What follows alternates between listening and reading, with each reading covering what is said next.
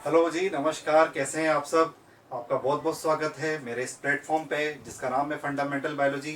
मैं प्रियदर्शन गौतम आप सबके बीच में वापस अपने इस लेक्चर्स को लेके आया हूँ। जितने भी स्टूडेंट्स मेरे इस लेक्चर्स को देखते हैं जो कि बेसिकली नेट की प्रिपरेशन कर रहे हैं, अपने इस प्लेटफॉर्म पे डेली में आपके बीच में मेडिकल से रिलेटेड बायोलॉजी स्ट्रीम को लेकर जो भी सब्जेक्ट का चैप्टर है वो स्टार्ट करता हूँ। काफ़ी इंटरेस्टिंग चीज़ें हैं जो टॉपिक से रिलेटेड है, जो किसी बुक्स में या मटेरियल में पढ़ने को नहीं मिलती है। अपने जीवन में डेली लाइफ के एग्जाम्पल्स में जो चीज़ हमें देखने को मिलती है, ऐसे क्या कारण होते हैं उनके पीछे, ऐसे क्या बातें हैं या ऐसे क्या इवोल्यूशंस रहे हैं जो हमारी लाइफ से जुड़े हुए हैं, जिनका अभी तक हमें सही मायने में मतलब नहीं पता है। वो सब चीज़ें भी मैं आपके बीच में डिस्कस करता हूँ। जैसा कि स्टूडेंट्स आपको पता है कि अभी अपने जो रिसेंट टॉपिक है जिसमें हम पढ़ रहे हैं, digestion and absorption, 11th class के अंदर आपको ये पढ़ाया जाता है। एनसीईआरटी में चैप्टर आप ह्यूमन फिजियोलॉजी के अंदर देखेंगे। नेट की अगर हम बात करते हैं तो मैंने आपको प्रीवियस लेक्चर में ही बताया था, लगभग 55 to 60% जो क्वेश्चंस है मैक्सिमम जो है आपके 11th क्लास के पोर्शन से आते हैं। लगभग 50% से 45% जो क्वेश्चंस होते हैं वो 12th पोर्शन से आपके पास आते हैं। बायोलॉजी के अंदर सबसे मेन बात ये अच्छी होती है कि 360 नंबर का देखा जाए तो 50% पोर्शन अपने पास होता है। 360 में से 360 मार्क्स अगर आप ले आते हैं तो काफ़ी बड़ा पोर्शन आप क्लियर करते हैं। ये एक टाइम कंज्यूमिंग चैप्टर भी नहीं है। यहाँ पर जो भी क्वेश्चन हम पढ़ते हैं उसको सीधा आंसर हमें पुट किया जाता है। यहाँ पर कोई भी क्वेश्चन सोल्व करने के लिए टाइम बर्बाद नहीं होता है। तो टॉपिक को कंटिन्यू करते हैं। प्रीवियस लेक्चर में हमने देखा था कि डाइजेशन अब्जॉर्प्शन को मैंने थोड़ा सा आपको डिस्क्राइब किया था, उसको थोड़ा रिकनेक्ट करते हुए अपन आज आकर टंग के बारे में पढ़ेंगे। कुछ इंटरेस्टिंग चीज़ें भी जानेंगे टंग से रिलेटेड, जो हमारे शरीर में काफ़ी ऐसी चीज़ें हैं या ग्लैंड्स हैं या एंजाइम्स है जो कि डाइजेशन में काफ़ी हेल्पफुल होते हैं।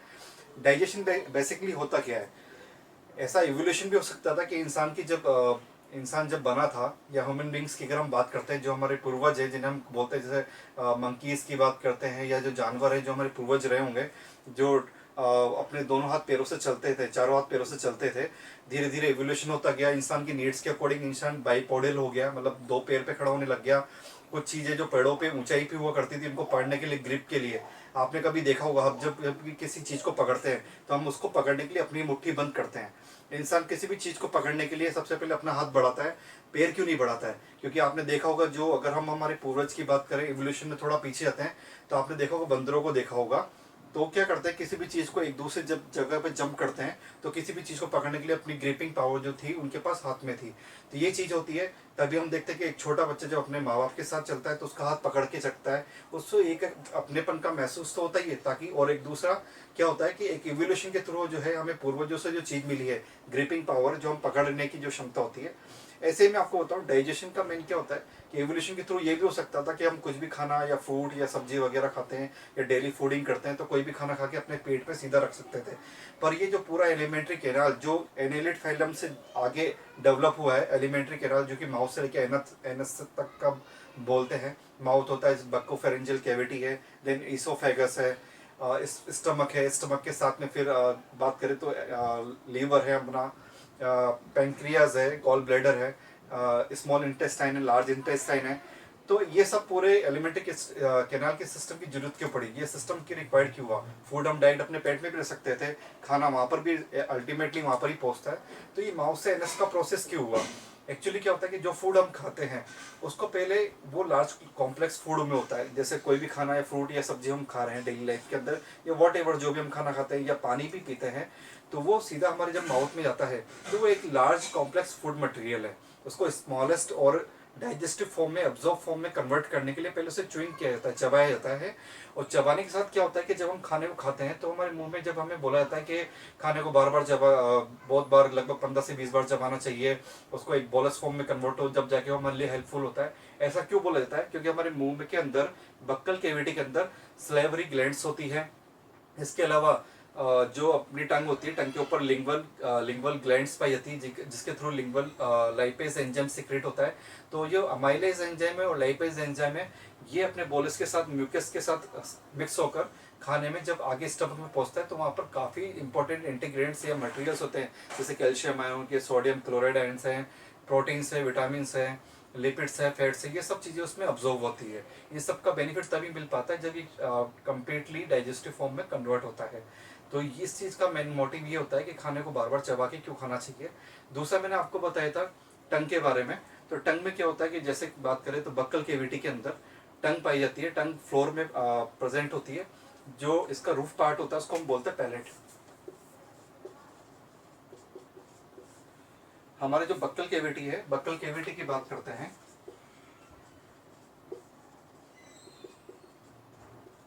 इसमें सबसे पहला पोर्शन होता है अपर साइड वाला पैलेट, जिसे हिंदी में तालू भी बोलते हैं।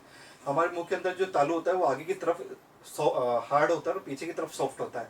आगे वाला हार्ड वाला जो पोर्शन होता है उसमें जो है वो पैलेटाइन बोन की बेस होता है, और वहाँ पर एक मस्कुलर रिजिसेस पाए जाते हैं, थोड़े थोड़े उभरे हुए पाए जाते हैं। उनको हम पैलेटाइन रुगे बोलते हैं। यहाँ पर मैं मेंशन कर रहा हूँ।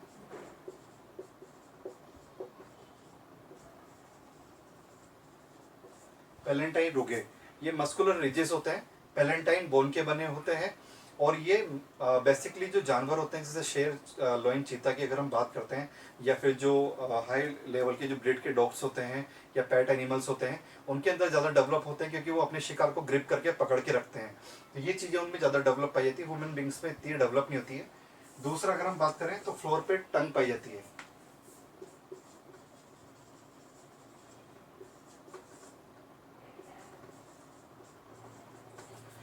फ्लोर पे टंग पाई जाती है। टंग के बारे में भी हमने पढ़ा था कि टंग पे काफ़ी 4 तरह के पेपिलेस पाई जाती हैं। पेपिले क्या होते हैं, उनके अंदर टेस्ट बर्ड्स होती हैं। अलग अलग पेपिले से अलग अलग तरह का टेस्ट हमें फील होता है, जैसे मीठा स्वाद, खट्टा स्वाद, कड़वा स्वाद या फिर नमकीन स्वाद। इन सब का पता हमें टेस्ट के थ्रू, टंग के थ्रू ही पता लग पाता है। टंग का जो बेसिकली मेन फंक्शन होता है वो स्पीच बोलने में भी हेल्पफुल होती है। टीथ क्लीनिंग के लिए भी टंग का काफ़ी मेन रोल है। खाने को चबाने के लिए, खाने को निगलने के लिए, और खाने के अंदर जो मेनली म्यूकस सीक्रेट होता है वो ग्लैंड्स भी अपने टंग में पाई जाती है। और जो एंजाइम्स हैं, लिंगुअल लाइपेज जो मैंने बोला, लिंगुअल लाइपेज, वो भी टंग के अंदर जो लिंगुअल ग्लैंड है उसके थ्रू सीक्रेट होता है। तो इसका भी काफ़ी मेन रोल होता है। दूसरा टीथ है। टीथ का काम भी जो होता है वो खाने के चबाने के लिए होता है। टीथ बक्कल केविटी में साइड बाउंड्रीज पे पाए जाते हैं। तो ये सब चीज़ें अपन ने लास्ट वाले चैप्टर में डिस्कस करी थी। एक चीज़ और मैंने बताई थी, फ्लोर पे जो टंग अपनी प्रेजेंट होती है, तो टंग अपने माउथ के अंदर जो बेसिकली जो बेस पार्ट होता है उससे एक म्यूकस मेम्ब्रेन के फोल्ड से कनेक्ट होती है। उसका नाम भी मैंने आपको बताया था क्या होता है। जो टंग होती है वो माउथ की, आप बक्कल केविटी की बात करते हैं, उसमें फ्लोर पे एक म्यूकस मेम्ब्रेन के फोल्ड से जुड़ी होती है, जिसे हम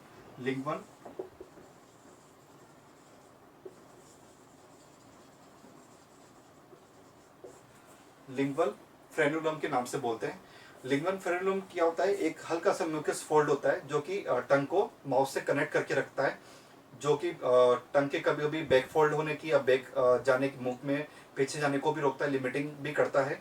इसका मेनली जो रोल होता है वो टंग को फ्रीली मूवमेंट के लिए होता है। कुछ छोटे बच्चों में जन्म से ये प्रॉब्लम भी होती है कि वो अच्छे से बोल नहीं पाते, उनकी स्पीचिंग ढंग से नहीं होती है। जो शब्द बोलते हैं तो अच्छे से उनकी जबान या टंग मूवमेंट नहीं होने के कारण वो ढंग से बोल नहीं पाते हैं, अच्छे से फीडिंग नहीं कर पाते हैं।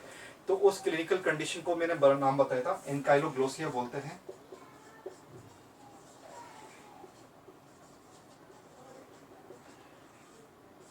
एनकाइलोग्लोसिया ये वो क्लिनिकल कंडीशन है अगर किसी बच्चे के अंदर लिंगुअल फ्रेनुलम काफ़ी शॉर्ट होता है या रिजिड होता है, जिसकी वजह से वो अच्छे से बोल नहीं पाता है, फीडिंग नहीं कर पाता है। उसके लिए वो जो क्लिनिकल कंडीशन है उसे एनकाइलोग्लोसिया बोलते हैं। और इसको ठीक करने के लिए एक छोटी सी सर्जरी परफॉर्म की जाती है, जिसे कट करके वो फ्रीली मूवमेंट कर दिया जाता है। और ऐसे बच्चों को टंग टाइड के नाम से जाना जाता है।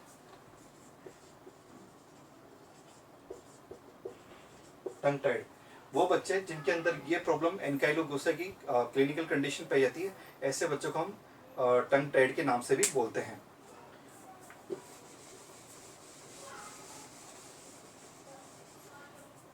इसके आगे हम पढ़ेंगे। आज जो हम स्टार्ट करने जा रहे थे वो टंग के बारे में था। टंग बेसिकली अपनी बक्कल केविटी के फ्लोर में पाई जाती है। टंग जहाँ से अंदर जो हमारे शरीर के फेरिंग्स, जिसे थ्रोट भी बोलते हैं या गला भी बोलते हैं, वहाँ पर जाके एक बोन से कनेक्ट होती है। बेस पार्ट में एक बोन पाई जाती है, उसे हायोइड बोन बोलते हैं।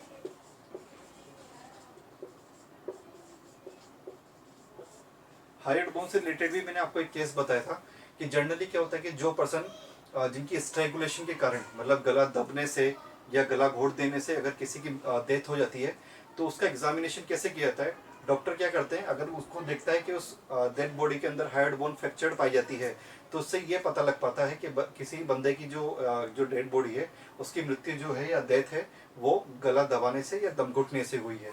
तो हार्ड बोन का फ्रैक्चर होना ये बताता है कि किसी पर्सन की जो डेथ हुई है वो दम घुटने से या गला दबाने से या स्ट्रेकुलेशन के कारण हुई है। इसके आगे आज हम टेस्ट टंग के बारे में पढ़ेंगे। टंग पे मैंने जैसा कि आपको बताया 4 तरह के पेपिलाइज पाए जाते हैं। इनमें ये जो मैं आपको बताता हूँ, ये स्ट्रक्चर एक थोड़ा सा डिस्कस करते हैं।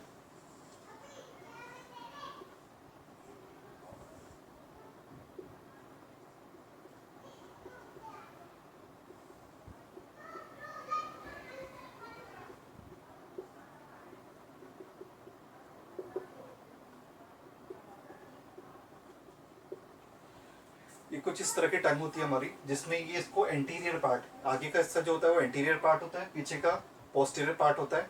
हमारे बक्कल कैविटी में फेरिंग्स रीजन में ओरोफेरिंग्स जो रीजन होता है, फेरिंग्स को भी 3 पार्ट में बांटा गया है, नेसोफेरिंग्स, ओरोफेरिंग्स और लेरिंजोफेरिंग्स।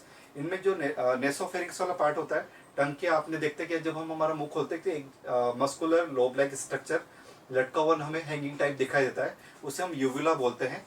यूविला का मेन फंक्शन क्या होता है, यूविला जब हम कोई खाना खाते हैं या पानी पीते हैं तो वो ऊपर की साइड अपलिफ्ट होती जाती है, ताकि कोई भी खाना जो हम खा रहे हैं वो किसी भी रीजन से हमारे अंदर के जो इंटरनल नॉस्ट्रल्स हैं उनमें ना चला जाए। जब हम पानी पीते हैं या खाना खाते हैं उस टाइम पे वो अपवर्ड शिफ्ट हो जाती है, जिसके कारण अंदर की जो इंटरनल नॉस्ट्रल्स होते हैं, या तो बाहर के इंटरनल एक्सटर्नल नॉस्ट्रल्स हैं, अंदर वाले जो इसका ओपनिंग होती है उसको वो क्लोज कर देती है, ताकि जब हम खाना या पानी पीते हैं वो हमारे सीधा नाक में ना चला जाए, वो सीधा आगे इसोफेगस में फॉरवर्ड हो जाए। इसके अलावा मैंने आपको बताया था कि हमारे जो ओरोफेरिंग्स वाला रीजन होता है, ये तो होता है ओरल रीजन, और ये होता है पैलेंटाइन रीजन। तो यहाँ ओरल रीजन में क्या होता है, 4 तरह के पेपिलाई पाए जाते हैं। ये वाला पेपिलाई होता है जो कि सल्कस टर्मिनल्स के पास पाया जाता है, इसे बोलते हैं सल्कस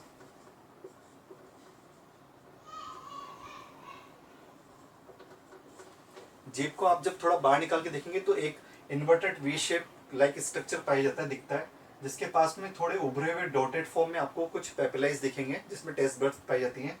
तो यहाँ पर इनकी जो काउंटिंग होती है लगभग 10 से 12 होते हैं ये। और ये किसके पास पाए जाते हैं, सर्कस टर्मिनलिस। ये सर्कस टर्मिनलिस जो कि पोस्टीरियर और एंटीरियर रीजन को डिवाइड करती है। एक चीज आप और देखते हैं, जब हमारे टंग को हम बाहर निकालते हैं तो बीच में एक लाइनिंग से दिखती है, जिसे लिंगुअल सेप्टम भी बोलते हैं। लिंगवा भी इसमें, लिंगवा या लिंगवल हम इस वजह से यूज करते हैं कि जो टंग है उसका दूसरा नाम हम लिंगवा भी यूज करते हैं या ग्लोसा भी बोलते हैं। तो ये लिंगवल सेप्टम होता है। इसमें ये जो साइड में आपको लाइनिंग शेप में दिखाई दे रहे हैं, ये फोलिएट पेपिलाई है, ये फोलिएट है। इसके अलावा यहाँ पर जो मशरूम शेप्ड यहाँ पर जो दिखते हैं, जो कि फोलिएट और सर्कमवेलेट के बीच में पाए जाते हैं, इनको फंजीफॉर्म पेपिलाई बोलते हैं, फंजीफॉर्म पेपिलाई। और ये जो संख्या में यहाँ पर बहुत सारे दिखते हैं रेशियस टाइप में, इसको हम बोलते हैं फिलीफॉर्म पेपिलाई, फिलीफॉर्म पेपिलाई। ये फिलीफॉर्म पेपिलाई हमारी जो टंग ह्यूमन बींग्स की बात करें तो काफ़ी संख्या में पाए जाते हैं, पर इनके अंदर किसी प्रकार की कोई टेस्ट बर्ड नहीं पाई जाती है। इनकी जो मेन खासियत होती है ये टेम्परेचर को और टैक्टाइल होता है, टेम्परेचर को टच को सेंसेशन के लिए रखता है ये फिलीफॉर्म। इसके अंदर टेस्ट बर्ड्स नहीं पाए जाते हैं। और जो फोलिएट पेपिलाई होते हैं ये सिर्फ हमारे चाइल्डहुड में जो छोटे बच्चे होते हैं उन्हीं में वेल डेवलप्ड होते हैं, और बाकी जब बच्चा या इंसान में जब ग्रोथ होती है तो धीरे धीरे जो फोलिएट पेपिलाई है इनके अंदर जो टेस्ट बर्ड्स पाई जाती है वो खत्म हो जाती है। तो मेनली जो देखा जाए तो ये जो 4 तरह के जो इसमें मैंने आपको पेपिलाई बताए, ये हमारे टंग के ऊपर पाए जाते हैं। टंग के ऊपर जो देखा जाए तो एक म्यूकस मेम्ब्रेन की लेयर भी पाई जाती है, जो कि इसमें स्ट्रेटिफाइड स्क्वेमस एपिथेलियम बोलते हैं। और हमारी टंग के ऊपर जो एक ग्लैंड पाई जाती है जिसका नाम है,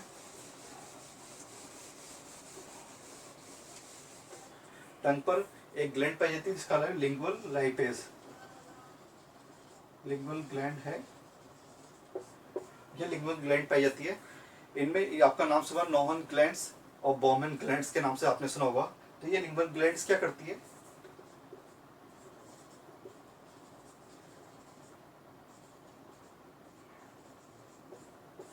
लिंगुअल लाइपेज का सिक्रेशन करते हैं, जो कि फूड डाइजेशन में हेल्प करता है। इसके अलावा हमारा जो ओरोफेरिंक्स वाला रीजन है टंग के पीछे की तरफ, तो यहाँ पर 3 तरह के टॉन्सिल्स भी पाए जाते हैं। एक लिंगुअल टॉन्सिल्स है, एक नेजोफेरिंजियल टॉन्सिल है, एक पेलेंटाइन टॉन्सिल्स है। जनरली हम कहते हैं कि हमारे टॉन्सिल्स हो गए हैं, जब गले में थोड़ी स्वेलिंग सी दिखती है बच्चों में, तो हम कहते हैं कि इसको टॉन्सिल हो गया है। जनरली इसको टॉन्सिल नहीं बोलते हैं। टॉन्सिल का इन्फ्लेमेशन हो जाना, मतलब टॉन्सिल में जब स्वेलिंग आ जाती है, इन्फ्लेमेशन हो जाता है, तो उस क्लिनिकल कंडीशन को हम टॉन्सिलाइटिस बोलते हैं।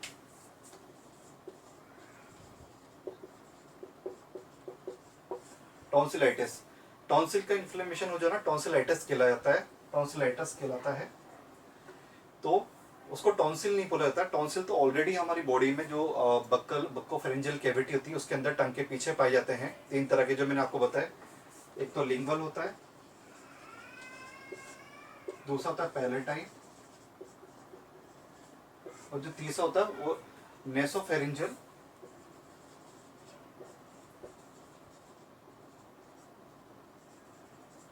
Nasopharyngeal tonsil. तो ये 3 तरह के टॉन्सिल्स होते हैं जो हमारे गले में, थ्रोट में पाए जाते हैं। जब इन टॉन्सिल्स में किसी भी रीजन से स्वेलिंग आ जाती है तो उस क्लिनिकल कंडीशन को टॉन्सिलाइटिस बोला जाता है। और ये टॉन्सिल जो होते हैं ये लिम्फोइड टिश्यू से बने होते हैं।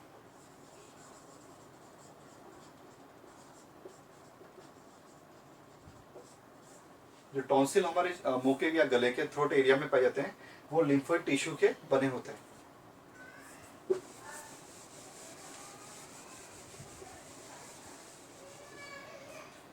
तो इसमें मैंने आपको पहले ही बताया था, जैसे स्टार्टिंग में जैसे डाइजेस्टिव सिस्टम को हम स्टार्ट करते हैं, तो पहला जो रीजन होता है माउथ जिसे हम बोलते हैं, उसमें बक्कोफेरेंजियल कैविटी बोलते हैं, मतलब बक्कल कैविटी प्लस फेरिंग्स की बात करी थी।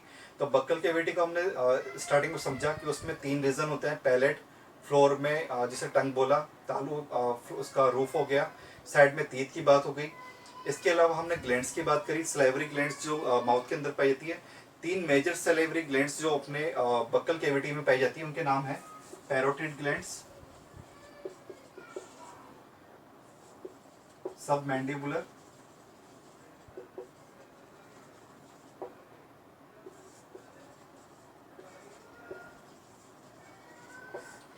ये 3 पेयर्स में अपने यहाँ पर अपने माउथ के अंदर ह्यूमन बींग्स की बात करें तो 3 पेयर्स में ये 3 ग्लैंड्स पाई जाती है। सॉरी 2 पेयर्स में, पेयरिंग में, मतलब 2 पैरोटिड ग्लैंड्स होगी, 2 मैंडिबुलर्स होगी, 2 सबलिंगुअल ग्लैंड्स होगी, जिनकी ओपनिंग अपने माउथ में होती है। इनकी अगर बात करें तो पैरोटिड ग्लैंड की जो ओपनिंग है वो बिलो द एयर पार्ट जिसे बोलते हैं, ईयर पार्ट बोलते हैं, वहाँ पर होती है। दांत के जो पीछे अपने जो मोलर्स टीथ होते हैं वहाँ पर उनकी ओपनिंग होती है। सब लिंगुअल की बात करें तो टंग के नीचे जो बिल्कुल सामने आप देखेंगे जहाँ पर मैंने लिंगुअल फ्रेलम बताया था उसके आसपास इनकी ओपनिंग होती है। सब मैंडिबुलर है, वो भी टंग के नीचे जो हमारे प्री मोलर्स टीथ है वहाँ पर इनकी ओपनिंग होती है। तो ये 3 तरह की स्लाइवरी ग्लैंड्स है जो कि स्लाइवरी लाइपेज का सिक्रेशन करती है। तो ये 3 मेजर स्लाइवरी ग्लैंड्स है। और जो मैंने आपको बताया लिंगुअल ग्लैंड जिसके थ्रू लिंगुअल लाइपेज का सिक्रेशन होता है, तो ये दोनों एंजाइम मिलकर फूड के और फैट के डाइजेशन में काम करते हैं। स्लाइवरी ग्लैंड जो स्लाइवरी अमाइलेज का सिक्रेशन करते हैं। ये स्लाइवरी अमाइलेज जो है हमारे माउथ में जो केमिकल डाइजेशन है वहाँ से स्टार्ट हो जाता है। कुछ बुक्स में टीचर्स आपको ये बताते ही नहीं है कि माउथ में भी किसी प्रकार केमिकल डाइजेशन होता है, पर एक्चुअली क्या होता है स्लाइवरी अमाइलेज के थ्रू जो हमारे माउथ से ही केमिकल डाइजेशन भी स्टार्ट हो जाता है, जिसका नाम होता है जैसे स्टार्च होता है, जो भी कुकड स्टार्च होता है जो हम खाना पका के खाते हैं, तो स्टार्च का डाइजेशन जो स्टार्ट होता है वो स्लाइवरी अमाइलेज से माउथ बक्कल कैविटी में स्टार्ट होता है। मैकेनिकल डाइजेशन के बारे में मैंने आपको बताया था कि लार्ज फूड कॉम्प्लेक्स फूड को स्मॉलेस्ट डाइजेस्टिव फॉर्म में, एब्जॉर्ब फॉर्म में कन्वर्ट करना ही मैकेनिकल डाइजेशन होता है। तो ये बेसिक्स का स्ट्रक्चर था जो आज हमने थोड़ा पढ़ा कि बक्कोफेरेंजियल कैविटी क्या होती है। फेरिंग्स से भी 3 पार्ट होते हैं, नेजोफेरिंग्स, ओरोफेरिंग और लेरिंजोफेरिंग्स, जो कि आगे जाके 2 पोर्शन में खुलता है, जिनमें से एक ग्लोटिस होता है, ग्लोटिस आगे जाके लैरिंग्स में हो जाता है जो कि रेस्पिरेशन या ब्रीथिंग में हम पढ़ते हैं। और दूसरा जो इसोफेगस में एंट्री होती है जहाँ से हमारा जो फूड है जो उसको जब इंगल्फ किया जाता है या उसको अंदर जब टंग के थ्रू अंदर लिया जाता है बोलस फॉर्म में, तो वो सीधा इसोफेगस में पहुंचता है। इसोफेगस कुछ भी नहीं, एक फूड पाइप होती है, लॉन्ग ट्यूब पाइप शेप्ड होता है, उसमें ऐसा कुछ भी नहीं होता है, जहाँ पर किसी प्रकार का कोई डाइजेशन नहीं होता है। वहाँ से फूड सीधा फिर स्टमक में पहुँचता है। स्टमक को हम फिर नेक्स्ट लेक्चर में डिस्कस करेंगे। यहाँ तक अगर आपको कोई भी डाउट आपको ऐसा लगता है या कोई भी चीज़ ऐसी लगती है जो आपको समझ में नहीं आई, आप वो मुझे मैसेज कर सकते हैं। वीडियो अगर आपको पसंद आता है तो आप उसे बेहतर से बेहतर लाइक और शेयर भी करें। Thank you. नमस्ते।